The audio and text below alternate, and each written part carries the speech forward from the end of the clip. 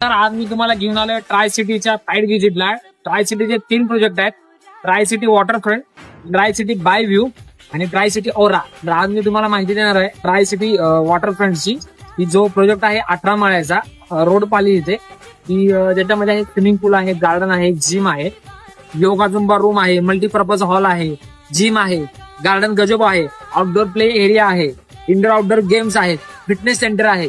एकदा व्हिडिओ बघून घेऊया. हटा सावन की घटा, हटा सावन की घटा.